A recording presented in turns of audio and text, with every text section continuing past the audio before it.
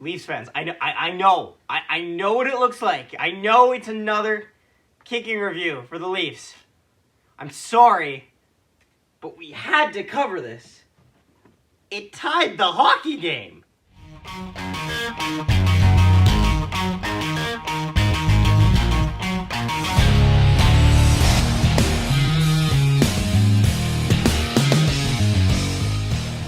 Good morning, afternoon, and evening, ladies and gentlemen. My name is Zachary Nolan. Carter Nolan is behind the camera. Yes. Thank you so much for joining us today. So, first off, if you're new to the channel, maybe you could go ahead and hit the subscribe button. We'd really appreciate it. Our goal, by the way, is 770 subscribers by the end of the month. It's been going very well so far, and we really appreciate all your guys' support.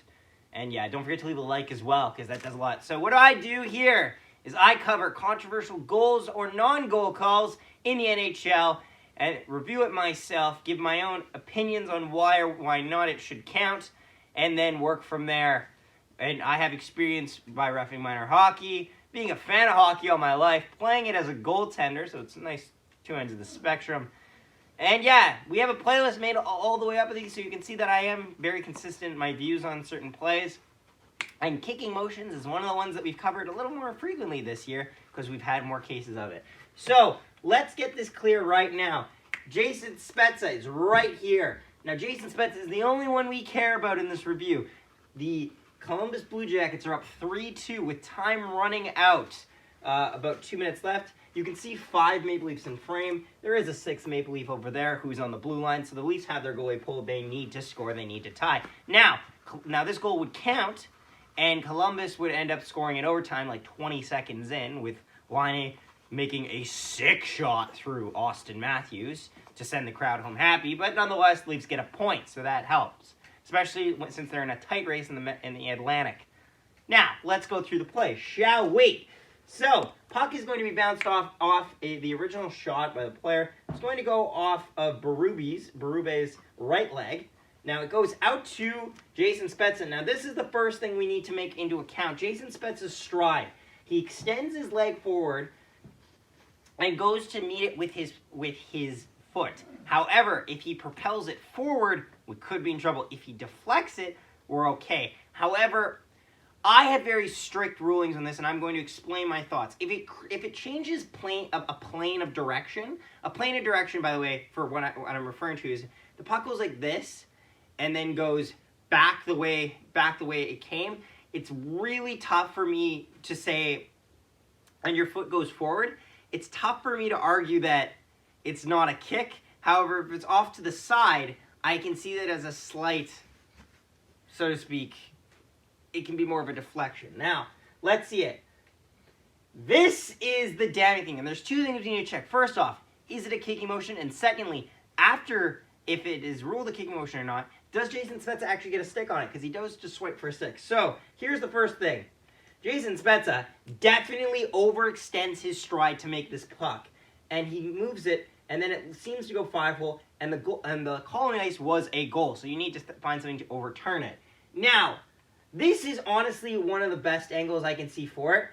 I think that Jason Spezza takes too much of a stride forward with his foot, and I think it propels it forward to do this. I understand there is a lot of propulsion going from his pad. However, the sudden forward motion of Jason Spezza's foot, in my opinion, this is a kicking motion. Let's go through it again. This is the thing that really that kind of makes it ironclad. You can see his legs are both set. He then goes and immediately turns and moves his forward in. And we know from the other camera angle that this is not a simple turn. This is a push forward and turn. So it's honestly like when you get those, when you see those little soccer kids playing and they're just slow motion, just kind of going like that to kick it.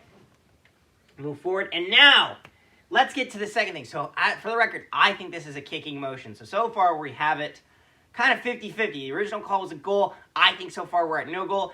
Does Jason Spezza make contact with the puck?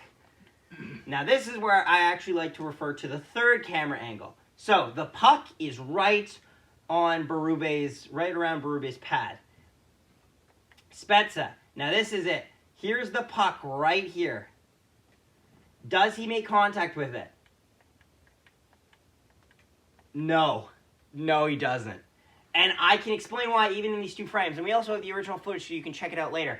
But Jason Spezza misses and goes over his pad. There's no change in direction. It ends up going into the net right over there.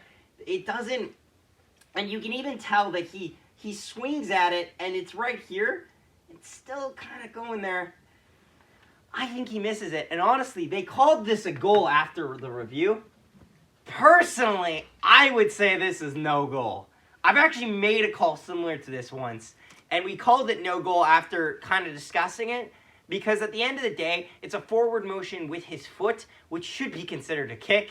Like, a forward motion deflection is such a cop-out excuse, in my opinion. I understand the league likes calling goals more often than not calling goals. However, I feel like in this situation, even Spezza knew on the original play that after making contact with his foot, he really needed to make sure to get the puck off his stick, which is why he swung at it afterwards. So at the end of the day, I'd say no goal. However, it was called a goal. Leafs fans, I understand, but, you know, politely disagree. Hope you enjoyed this video. Hope you understood what I was thinking on it. Please let me know in the comments, would you call it a goal or not? Let me know, honestly. I appreciate all opinions on this. Thanks for watching. We will see you next time. Connor, you'll Spezza top for Connor, and score! Pierre-Luc Dubois